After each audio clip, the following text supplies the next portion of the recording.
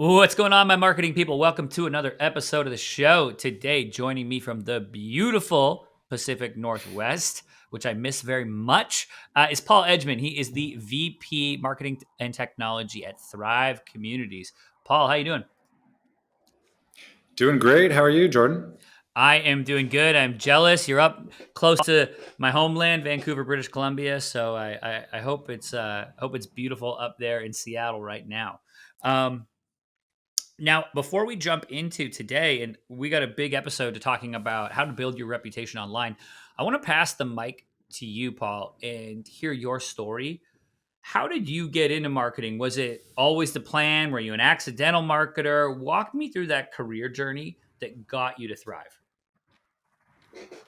Yeah, absolutely. Thanks for the easy one to start off, Jordan. So definitely accidental marketing category for me. So yeah, a little quick background. Born on Whidbey Island, kind of Puget Sound, rural setup out there. Went to school at Western Washington University up in Bellingham, kind of right by the Canadian border, for political science, actually. So completely unrelated. Thought I was going to go to law school, was all excited about that. Plot twist, took a job right out of college with a kind of connection I had growing up, who owned Gold's Gym fitness facilities, and started kind of operations management there, regional stuff, on the east side of Seattle, kind of Bellevue, Redmond area. Worked my way up there to kind of overseeing the entire operation. Was there 9 years, and always really just was kind of helping build the systems, the tech side, kind of modernize the business as much as I could. And I found myself really latching on to digital marketing, and the tech side, just from I think it was spurred by the fitness industry being a little bit maybe slow in terms of where they were on the tech and marketing side. And I was just really excited about, rolling out new platforms. I'm like, oh yeah, let's implement HubSpot, like set up landing pages, like set up attribution. I just got all excited about that. And that was working within a franchise kind of corporate brand structure, which was interesting.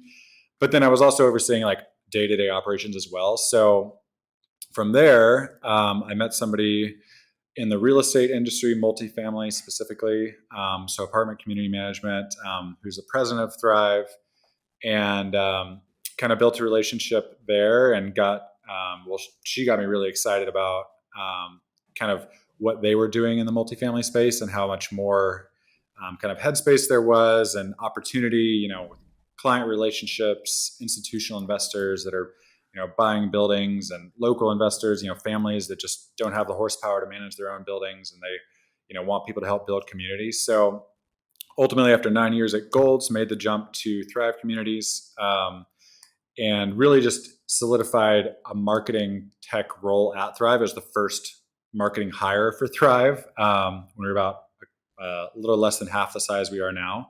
So that was 4 years ago. And since then, really been able to work on a lot of projects and initiatives, and specifically, like, we're going to talk about more like reputation building, branding, all that fun stuff. So that's a little bit of a backstory on how I fell into marketing. I love it. And similar to myself, I'm a poli sci guy, thought I was going to law school, and then oops, Nice. now I'm doing social media marketing and podcast. Surprise.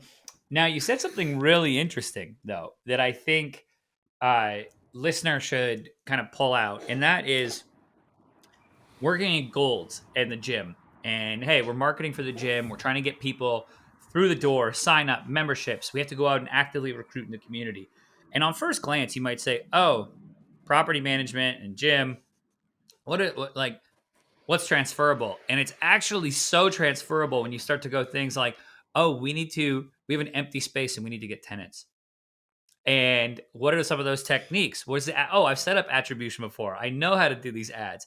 And I say that because marketers listen right now is like the experience you have right now. It might be in something that you think it's like, hey, I don't want to be in this industry forever. But those skills, they poured over, I think, a lot more than we give ourselves credit for. Did you find that you were able to take some of that and those learnings and like, oh, dang, this is actually pretty similar to fitness, when you went over and started working at Thrive? Yeah, definitely was a fair amount of transferable knowledge. And my take on that is that, I think don't sell yourself short on the amount of value you have to add to a different industry and leverage the connections to get there. I was so lucky to be able to get kind of like introduced and build a relationship in it was like a regional key executive group that I worked through to meet Rose, who's the president of Thrive. Really started building that relationship with her. And honestly, like a lot of the things you talked about were things that I'm like, look at all this opportunity in multifamily. Like, I'm dealing with trying to sign up, at every single unique location at fitness industry wise, sign up, 300 people a month for new memberships. Like you're trying to sign 12 leases per month, depending on the size and scale of the building, but it's still, unique brands, unique locations, multi-location organizations. It's a faster sales cycle, by leaps and bounds in fitness, but a lot of the same, online reputation, huge importance, environment. The big difference is multifamily, longer sales cycle. They're staying there, they're living there. They're not just, well, some people felt like they lived at the gym, honestly, but and unfortunately, those are the ones that you didn't always want to be best friends with. But yeah, I had a lot of fun drawing those similarities, and I think that was a lot of the reason I was able to convince her and make that kind of like jump over, because I was like, look at all these things we can do that maybe aren't being done in multifamily that we can really leverage to differentiate us, being kind of a local Puget Sound operator. Yeah, the principles, right? When we look at those principles, they really carry over. And like you said, different sales cycle, but ultimately being able to take those tools. It's like, oh, you added a bunch of tools to your tool bag without even maybe knowing at the time when you're like, I felt that way. Like when I first discovered HubSpot's blog like 10 years ago, and I was like, what is this? so I love it. And you said something interesting too there, right? Like you built the connections and ultimately your reputation in that group led to the next thing, and I want to kind of dive into this word reputation and from the business perspective. Now, for those of you, anyone listening who is a marketer in real estate, you will know that the reputation game or in food service, reputation is everything when you start to go online. And we actually see that I've seen at least a lot of real estate companies and companies around what I would call brokerages, so property management, moving companies, everything kind of under the sun, real estate. I don't want to. Yeah, no, they neglect getting reviews, and they usually neglect their reputation until it's too late.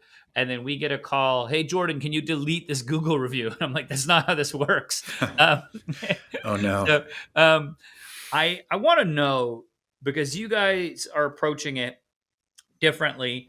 Um, I want to know one, like, how did that get to the like one, what are you doing? Two, how did it get to the forefront where you're like, all right, this is something that we need to actually lean into and maybe put some effort towards building up that reputation. Versus, starting a TikTok or something, right? Like what was what were those discussion like? And then how did you execute against it to start building up the reputation? Yeah. Great question again. It was one of my biggest initiatives coming over from fitness into multifamily. And I guess super quick elevator speech. So Thrive manages around 100, an average of 100 home plus size communities in the Puget Sound area and just, surrounding areas, but mostly focused in Seattle, East Side. And so we have a lot of individual brands and, Google business listings, Yelp listings, like all of that stuff. And then coming from, in the fitness side where I just had a few locations, but like a lot more activity at those locations. I had a huge amount of success rolling out a platform that essentially, this is like, foundational stuff like table stakes, like rolling out a platform that allows you to integrate with whatever, for us, it's a property management system, whatever software system you're utilizing to like track, your CRM, like client slash customer activity, plug into that and figure out which touch points you want to celebrate and, ask for feedback on, and immediately like figure out a way to automate that So you have like a very pleasant, very like engaging way to ask for feedback and not just sit back, and take the flack that you receive because it's not going to be good. We made huge strides rolling out a tech platform at Thrive. Kind of in the first 12 months I was there, and there's a lot of them that do it. I don't want to get into like the vendor or anything. Happy to answer any questions on that, but it doesn't really matter as long as you're doing it in a way that's really going to help you move things forward. So yeah. Yeah, it's that emphasis on being active, not reactive, right? When we look at the channel, however you want to do it, whether it's building a system or hey, like calling people, hitting people up, because the reality is people, I forget what it is, but it's like 85% of reviews are done by people who had the negative experience. So people who have good experience are just like, oh, that was good, cool, and then they get on with their day, and they, unless they're actively solicited or say, hey, can you leave me a review? Hey, did you enjoy that? Like, this helps our business a lot, giving people a reason and making it easy. And here's a link to Google for you to click and review, right? All of those types of things can help so much. Now, I love that from like an initial framework, but have you all done anything where, or built anything? Because I love to see how brands react to negative when they do have a transaction that goes maybe poorly. They did have a situation that, hey, this was it kind of things happen, Now, is there a framework or have you built any automation or are there any rules on like, hey, when we had something go wrong, here's how we handle it? Um, do you respond always? Like, what's the workflow on something where I would say this when it's a legitimate critique, not when somebody's just mad at the sky, when it's a legitimate critique, how is that handled? Yeah. So part of rolling out the platform we use allowed us to track responses. So we, aim for 100%. I think we're at like 96% responses. And for reference, before we rolled out, we're getting around 300 reviews a year roughly as a portfolio, and now we're getting around like 1,700, and this is for those like 100 locations. So it made a big difference, and like the sentiment spread skewed, from like almost 50-50 to like closer to like 75-25 positive to negative. So it makes a huge difference just asking because you're getting those interactions where like people might have had a good experience, like after you came and fixed something in their home, or like, their sink's broken, their maintenance guy showed up, helped them, review request, boom, somebody's happy. So response wise though, we structured it so like for us, like instead of just, some random person responding at the corporate office, we actually have our regional managers that are over top of our property operations that know everything about those communities respond personally to every Google review. Because we feel like it gets them in the weeds and like make sure that they have a kind of a finger on the pulse of what's going on at each community, because each of them oversees like around 6 locations or so. So that was really valuable for us.